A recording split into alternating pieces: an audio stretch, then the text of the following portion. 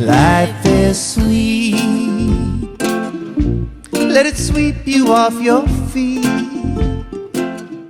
Hi, this is Ali, and this is Find Your Joy, and I am so excited that I get to have episode 2 with the amazing, incredible, enchanting, magical goddess, incredible, inspiring woman who is Peggy O'Toole, author of Goddess Dreams.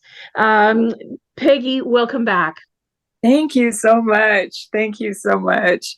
I'm so excited to be back with you again. Your bubbly personality is just lighting me up. Oh well, I'm sitting here thinking, how come Peggy lives so far away from me? We should be hanging out. It's just always nice to meet someone that you just feel like you connect with so much, and that is so inspiring. So last time we were talking about some of the things that you've been doing, like your book, which just seems so magical and so lovely, and a little bit of things about how you're working on. Really, you're like to talk about and to teach people about silencing their inner mean girl and releasing their inner goddess. I mean, these are all beautiful things. So here's what I'm wondering. So take me back some years before, because I'm thinking that the woman that is sitting before me, this incredible being, my experience in my own life and in the lives of many women and humans that I know is that you're not just born this way. There's layers and layers and layers that have created this incredible human that is sitting before me. So let's go back. Let's go back a little ways till, maybe you were a young mom or whatever it was. Tell me the pre days of all of this warrior goddess. How did Peggy get to be Peggy? Okay, that's such an intriguing question, but I think I'll go back even a little farther than that. I'm going to go back to when I was a young girl, and I was deciding what I was going to have on my bucket list, because I did, as a young girl, decide what I wanted on my bucket list. Wow. Okay. And I think I was 13 or 14 or whatever, and I decided that in my life, I wanted to do 3 things. I wanted to scuba dive, and I wanted to ski, and I wanted to skydive. I figured I would wait to skydive until I was about 80 or so, because then if I went splat, it wouldn't matter too much. But I still wanted to do it. So I set out in my life to quite determined. I'm one of these people that's very focused, that I was going to accomplish those somehow, some way. So I have done all of those things, and it's not all of them turned out well. I'll have to say. Well, you're not splat. You haven't splatted. It doesn't appear. No. Oh, I didn't splat. I didn't wait till I was 80 to skydive. I'm not quite 80 yet. I'm only 70. My birthday's coming up. I'm almost 76. Wow, you look amazing. But I went skydiving when I was in my 50s, I think. And it was only because my ex-husband was going to take my 16-year-old son skydiving, and he wasn't even supposed to skydive until he was 18. And I was saying, okay, I'm on that trip.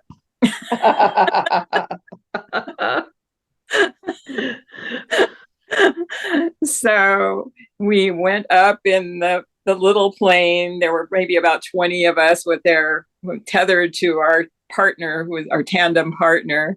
I was the first one to jump out of the plane, and I could see, as we were rising up to 10,000 feet, it was a plastic kind of curtain, and it's not a door. And he said, okay, it's time to go. We went out the door, we take our positions, and it was the most wonderful, exhilarating moment you could possibly imagine. You don't really have a sensation of falling.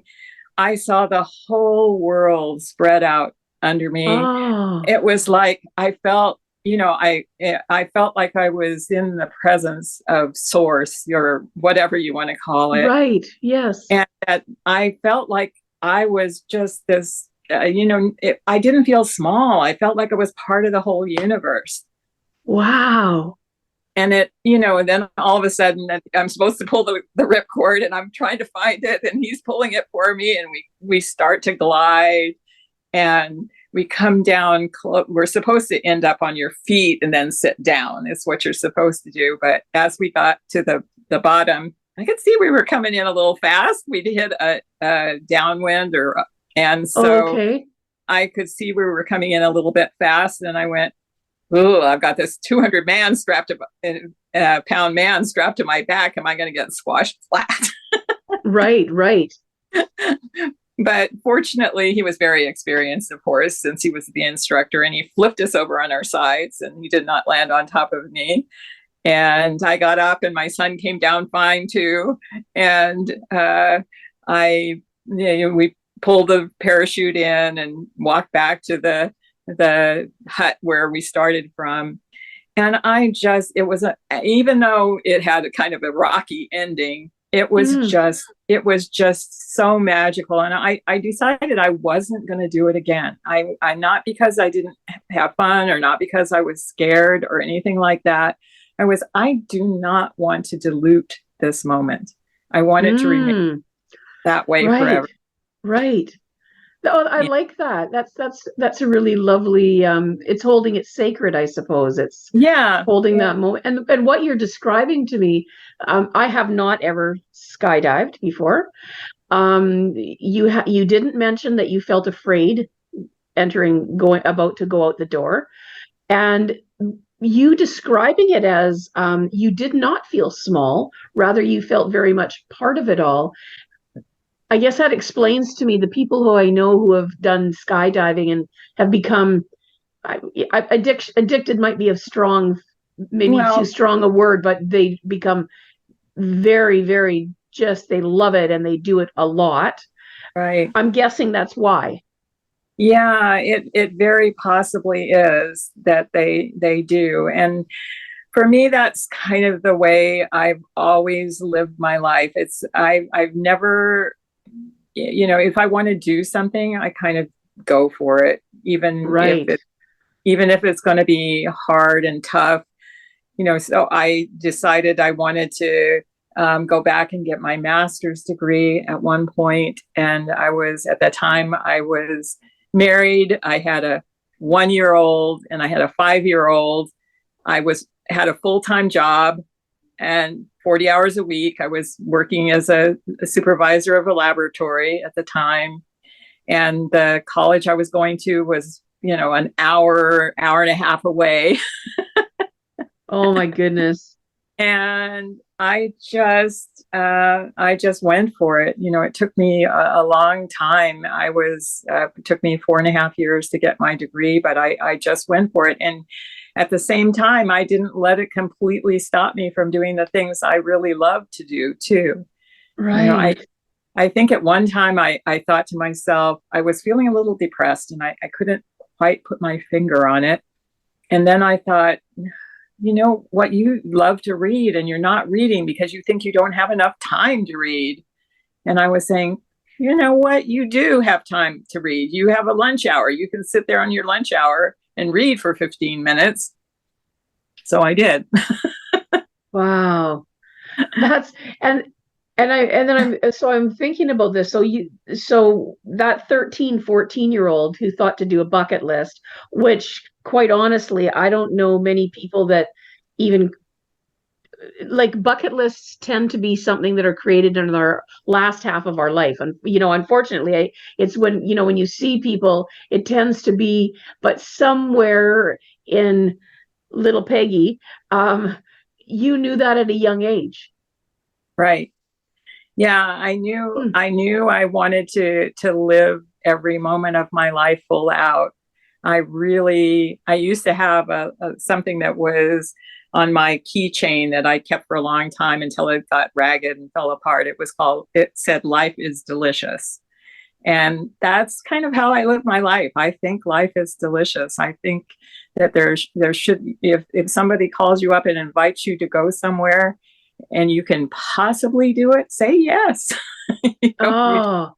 Say yes. Oh, I love that. If someone calls you up and invites you to go somewhere or do something, if you can, say yes. That's that could be everybody's motto. I hope so. No, it's beautiful, or something to aspire to, maybe more than a motto, because I think a lot of people, that isn't that's not their reality. That's not how their process works. Yeah, I think a Right? lot of people do have that inner mean girl that puts a lot of limits on themselves. Mm. And, as I said, I'm 76. Well, last year I had taken a online burlesque class, and I really liked the instructor. And she was going to have a 3-day workshop that was called Fire and Flight, where she was going to teach women how to work with fire and go up on and do aerial work. And I went, that sounds fun. Oh my gosh, I love this. And so you're talking like hanging up off of a rope or something, or how did that work? Yeah, it was, there's a rope, and then there's a big ring, and you're supposed to pull yourself up on it. They had to kind of boost me up. Right. I mean, my arms weren't quite strong enough. But then once I was up there, you're balancing on this hoop, and they're putting you through different moves. You're leaning out, or you're laying back, or whatever. Or with the fire, we learned we did a little fire eating. We did butane bubbles, which you put them on your arm and they light them on fire, and they take video of your arm burning. Things like that. Okay, so, and I'm guessing, I don't want to say obviously, but I'm assuming maybe too much, that you don't feel that. I mean, towards the end, you might feel a little tingle, and then you just, the first thing they start out with is in your hands. They put the bubbles in your hands and they light it on fire. So you're looking at your hands, so that you got some fire in front of you in your hands. And if it starts to tingle a bit, you just rub it together and it goes away. Huh, I've never even heard of this. So it's butane bubbles. Yeah, well, that class Allie's writing down butane bubbles. I'm going to go Google Look it up. You'll be able to find some video, I'm sure, on YouTube. But the class was called Fire and Flight. We were out in the middle of the desert with them, maybe 30 or 40 other women. And I mean, all of this was entirely new to me. I'd never tried to do any of this stuff before. I mean, I'd gone to the gym to try and build up my shoulder muscles a little bit, but that was about it. I just decided, it sounds fun. Right. Why not? Yes, Why should I say I can't do this just because I'm in my 70s? No, and I agree. And especially, I mean, if you're belly dancing, you're probably in pretty good shape. And that's a great way for any of us to think of it. Why not? Yeah. And these are great questions we need to start asking ourselves a little bit more, right? Women, everyone. I never wanted to stick it too much to one gender, but we need to be asking ourselves, why not? Exactly. If there's a limiting belief that we have that's suggesting to us we can't do this thing, well, why not? What's the? I need a better answer than because. I need to understand what would stop me, other than me. What's going to stop me from doing anything? And it seems to me that you grasped that at an earlier age.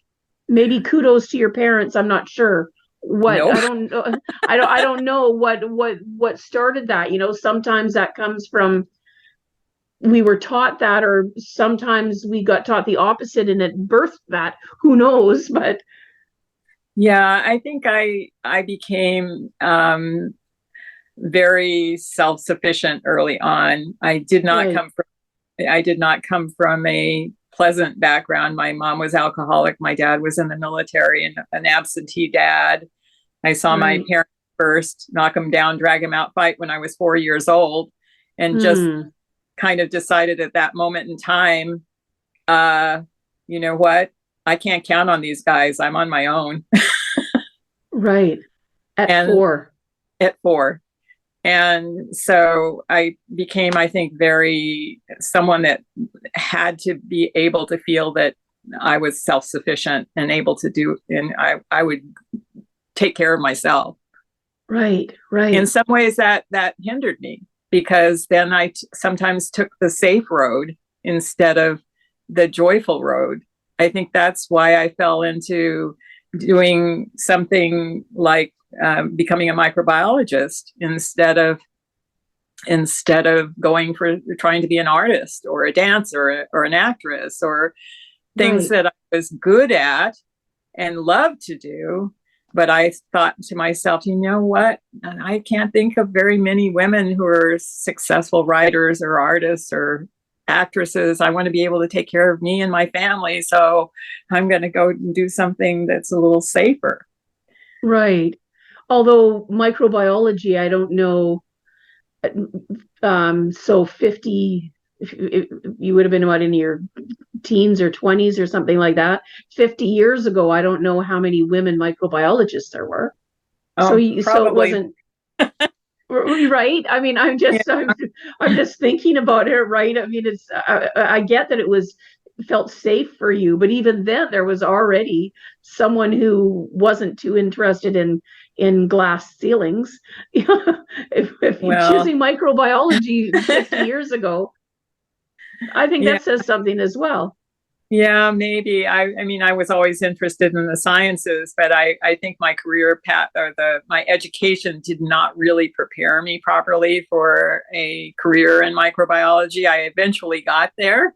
Right. Which is something I wanted to add to what you said before about just try it. If things don't work, pivot, try another way. Right. Now, did something like that happen with you? So when you have an undergrad in microbiology, I'm not sure what doors that opens up, and if there's ways for you to zero. Well, I'm sorry. I will tell you right now, 0 doors. Actually, I mean, talking about how you listen to other people's voices, I had also thought that when I was 14, I had already decided I wasn't going to be an artist or a dancer. I decided I wanted to be a laboratory technologist at that time. And I told my parents, I was all proud. And my dad said, "You don't want to do that. They're just flunkies. You want to be a research scientist." And I went, "You know what, Dad? I don't think my mind kind of works in that way." But I ended up going to university and getting my BA of all silly degrees in microbiology. And when I got out of school, I ended up as a lab helper, in an entomology lab, taking care of INAT colonies and using cockroaches to feed his exotic insects, and horrible job, making minimum wage, which ended after 4.5 months because his grant ran out. And then I got another job for the egg drying plant. We used the egg to attract INATs. And that job, I was working in their quality control in microbiology in their little lab, also baking angel food cakes to make sure that the egg products doing silly things like that. I've got you as a scientist, and you're like, no, it didn't quite go like that at first, at least. No. But I wanted to say, I didn't want to skip past this part. For whatever things that were difficult or anything with your parents, I think that says a lot that your dad wanted more for you. That's I mean, maybe I'm taking too much out of what you said, but for your dad to be saying, you could do more, you could be more, that sounds, for me, lands on my ears anyways, like an encouragement, like a person who was encouraging you, or he saw something in you. Well, I wish I had thought about it that way at the time. I just felt like he was stomping on what I had my plants. Right, right. That's not But how I heard it, but I'm no, not you're right. you. You're right. I'm sure that he was in his way. My dad was not a touchy feely kind of a person at all. He was mostly not in my life at all. And because my mom was an alcoholic, I actually found a lot harder. Shoot. Ultimately Okay. to forgive him, because he kind of left us at the mercy of the beast. My mom was Right, abusive, so right. it was a lot harder for me to forgive him. But I think you're right. I think he was trying to encourage me or saw something in me. But anyway, I had a I can't think of the word, very circular road Right. to eventually ending up as a laboratory technologist, and then a supervisor, and then ultimately a manager in a big reference lab in the microbiology department. So I ultimately got to use that degree.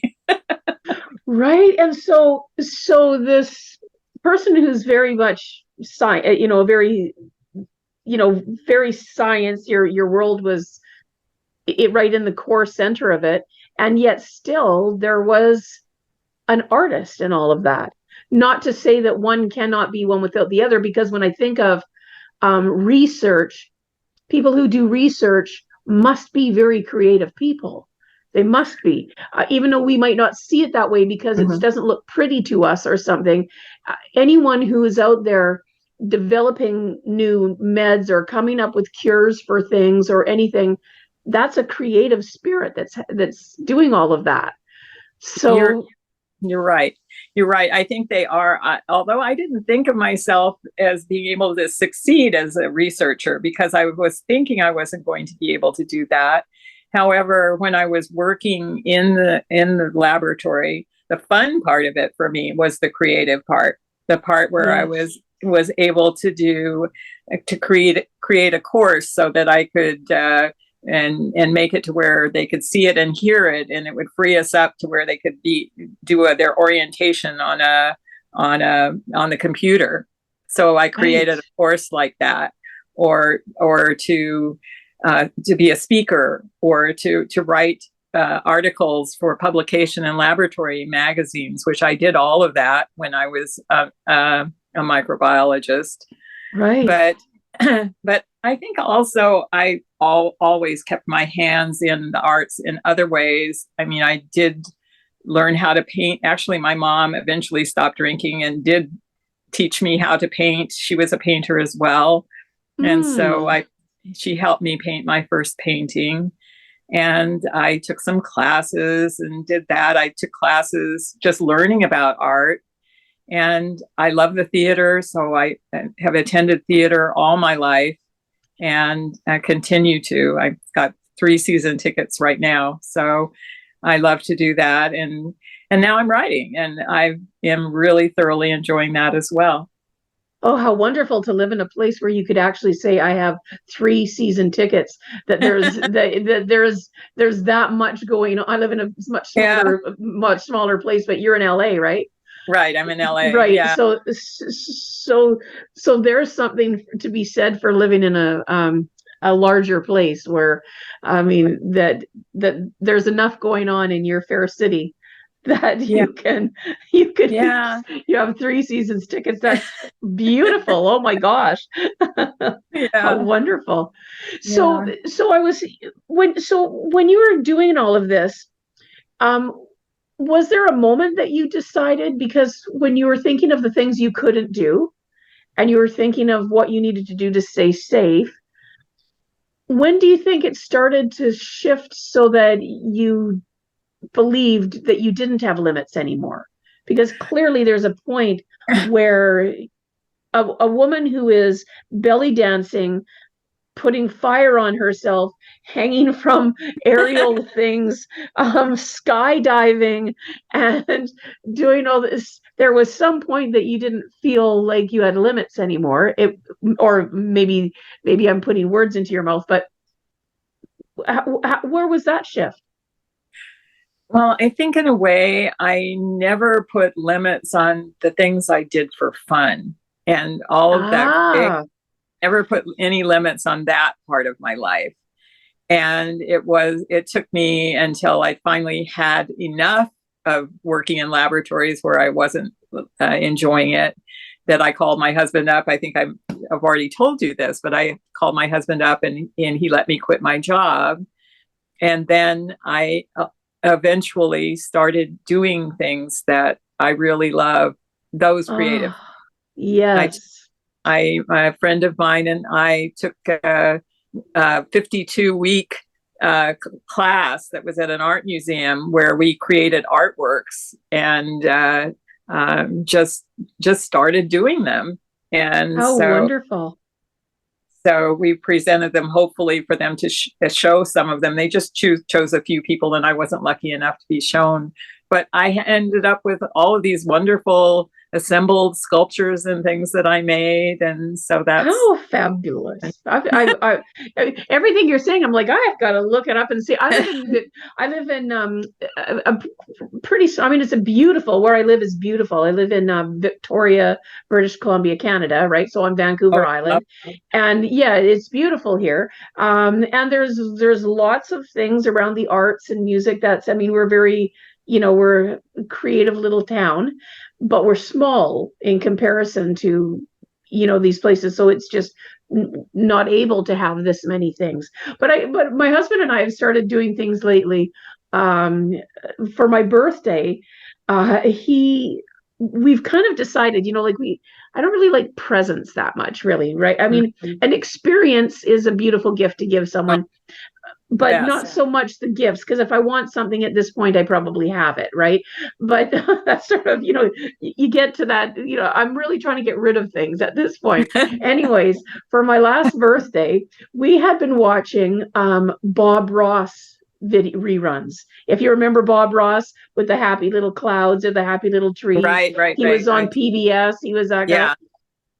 So Dave, my husband, found someone fairly local, only a few hours away, that teaches Bob Ross style painting. How cool. And so we went the one time for my birthday, and now we have started to do this, and there's a class once a month, and we've been going. I'm going to show you this. Watch this. I'm going to turn this, and then I'm going to go up. Okay. Oh, look at that. How wonderful. Yeah. So what I'm doing, for those of you who are not able to see what I'm doing, I'm just showing some of the paintings that we've been, and it's just been this beautiful, beautiful time to just create together and find little, and they're all so beautiful. And I'm like, oh, I mean, he's a very good teacher. It's an 8-hour class. Now, Bob did his paintings in 26 minutes. And we go to an 8-hour class to come out with something half the size that Bob did in 26 minutes. But it's still, I guess what it is it's always worth it, right? It's always worth it to invest in ways for us to create. Yeah, I think being a creator is so important, so critically important for all of us. But you know what? You can enjoy the arts even if you can't create, because there are people that may have a physical limitation of some type, and they're just not able to do it for whatever reason. Maybe they can't paint because they're blind. I mean, they could finger paint, I guess, but they won't see what they're painting. I think about myself. I love music, but I'm not able to play any instruments at all. And I think to myself, you know what? Musicians need an audience. That's what I do in music. I'm the audience. Oh, and perfect, right? I mean, that's, although of course I would say probably you could play an instrument if you chose to dedicate the time to it. But but yes, we can connect some way and be involved in some way. It's exactly right. People who invite us in, or a musician, or a play, or something where you start to feel part of it. Right, exactly. Or even if you're just reading a book, I I always, one of the reasons I really love to read is because I read fiction almost exclusively, but I feel like it's taking me to another world, that I'm living other lives. I'm living multiple lives by reading. And Yes, it's that's beautiful. another exciting way of expanding your life. Right. Oh, I love that. And you're right. It's not so much if we can do each thing that's creative that we want to do. It's that there's a place that is very healing and yeah, helps us to get lost a little bit. I forget the Right. exact word that you used, but but yes, it's not to be thinking, because I quite often think I have to do all of the things. But I Yeah. love what you're saying. It's enjoy all of the things. Enjoy Right. at least some of the things, Right. What you even if like. you're not doing them. Right. Yeah. You know, if you love music and have kind of given up on the idea of playing yourself, then explore the different genres of music, become a musical expert, and Right. then you can share it in that way. Oh, that's beautiful. I love how you see the world. It's very feels magical. It feels open. It feels free. It feels yeah, just really it's very lovely. It's lovely. Thank you. I appreciate it. I appreciate it very much. So you've gone through these things. So you went from you're about 13, 14, and you've got your bucket list, and then you've come along, and then you went and got your degree, several jobs that you didn't really enjoy for most of it, but it was, and some of it wasn't even great money. So that's all the more to have worked really hard to get a degree and then do jobs you didn't really like and for not great pay. That's not sounding like very happy ending on that. No. So let me tell you about my life. I worked really hard for a degree that I didn't really want, and then I worked several jobs that I didn't really like, and then I had really low pay for quite some time. So I'm like, whoa, okay. I ended up with a really good job that paid very well. Yes, yes, much more than most women would get paid. So yes. But I you did. continued on, right? Right. That was the thing, was that you made a choice. You decided this was going to work, and you were willing to do that, to do the work until it got to the place where you reap the rewards. Right, exactly. So, and then when I decided it was no longer rewarding, I bailed. Right. Well, that's the perfect time to do it. Yeah. Right. And then I created a new life for myself. And, you know, my third marriage was the charm after 2 failed marriages. And, yes. And with my third husband, we were able to travel, which I longed to do. And so we've just been everywhere. And I've actually got my next trip planned already. I've already got my ticket to go to Australia and New Zealand. I'm just going to go. I've been wanting to do that forever. So yes, that's actually, it's really funny. I've never been there, but both colleges in my educational path in the last 4 years or whatever, both colleges have been in Australia, but I haven't gone to Australia. I'm doing it all online. Oh. but I love, oh, that's really wonderful. Now what do you have plans of how long you're going, or what you're going to be doing there? I'm going to be on a tour, and they do have slots for single people. So, but I figure that I'll find some people there to talk to and insert myself into their lives, whether they like it or not. Oh. I wanted to see a lot of that part of the world because I didn't really figure I'd be going back again. So I wanted to see Sydney. I wanted to go to Ayers Rock. I wanted to go up to the Barrier Reef. I wanted to see the islands of New Zealand. So the trip I planned goes to all of those places. And I'll be gone about 3 weeks on the trip. And it will fulfill something that I put on my bucket list as an adult, which was to go there. And actually, Yes. that will be my seventh continent. I will have been to all seven at that point. Oh my gosh, that's just amazing to me. I have to ask though, are you scuba dive? Have you kept up scuba diving? Are you going to be diving when you go? I hope to. I hope to set up I don't have. I had my certificate here in the United States, which I got as in my 20s, but I didn't keep it up. I have dived not too long ago, maybe pre-pandemic, but we were in the Caribbean, and you can take a couple hour class, and Right, not the PADI, but a 1 hour class or something. Yes. Right. And so hopefully they'll have that available for me at the Barrier Reef, and I hope to go. I haven't set up that particular trip yet, but I will. I have a free day, so I'm going to be setting that up. Yeah, that sounds fabulous. Oh, yeah.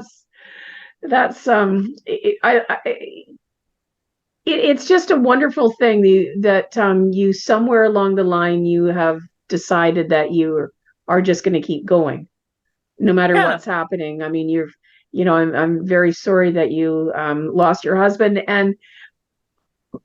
and still I'm so happy for you that you knew that love for 18 years. Yeah. And so and he's not gone. He's not gone at all. I mean, I see him in rainbows. So when I keep crystals in my bedroom window, and this morning when the sun was coming in, there were rainbows all over my room, and I said, "Hello, Ron. Thank you for helping me today." Oh, how beautiful. Oh, I love that. Yeah, it's great are the mysteries, right? And if we allow ourselves to be open, there's so much. Well, it's just energetic, really, right? It doesn't even need to be is it spiritual? Is it magical? Is it energetic? Maybe it's all of it, but it's something. Yeah. I know it's there. That's what I know. Whatever, I know that I feel it and I sense it, and I have moments of getting to peek beyond the veil a little bit.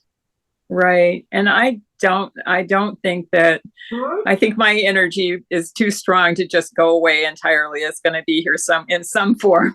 Absolutely. Absolutely. I would agree wholeheartedly. Absolutely. Oh my gosh. I cannot believe that we are coming to the end again. And I've enjoyed chatting with you so much. I can't believe I haven't known you for 20 years or so. It doesn't feel that way. It feels like we're good friends already. Yeah, absolutely. Yes, and there's always Zoom, There is. I was going to say that. I don't think you're off the hook. Stalking is not out of the realm of things that I'm open for, right? So it's kind of, I was thinking that exactly. I'm not done. But it's so while we're wrapping up, is there anything that we haven't covered that you would love to share with our listeners? I think the message that I would just like to leave everybody is just live your life as though there is no tomorrow. You really don't know. My husband's death was very sudden and unexpected, and you just don't know. Don't put off taking that trip to Australia you want to go on. Don't put it off just because something has happened in your life, or because it seems, some people would say, well, why are you doing things like this? Your husband passed away. It's only been a few months. Well, he's here with me. I know he is, and I know he would want me to go. So live your life. Live it full out. Full out. That's beautiful. Well, thanks so much. Peggy O'Toole, author of Goddess Dreams. Do go and get her book. You can find it on Amazon. Like I said, I'm ordering it as soon as we finish here today. It's been an absolute pleasure, Peggy. Thank you so much for taking time to spend with us today. I'm Ali. This is Find Your Joy. Thanks so much, and we'll see you next time. Thanks so much for joining me today. If you found a piece of your joy in this episode, I would love to hear about what came up for you so that we can continue to grow the impact of this show. Thanks again. See you soon. And remember, find your joy.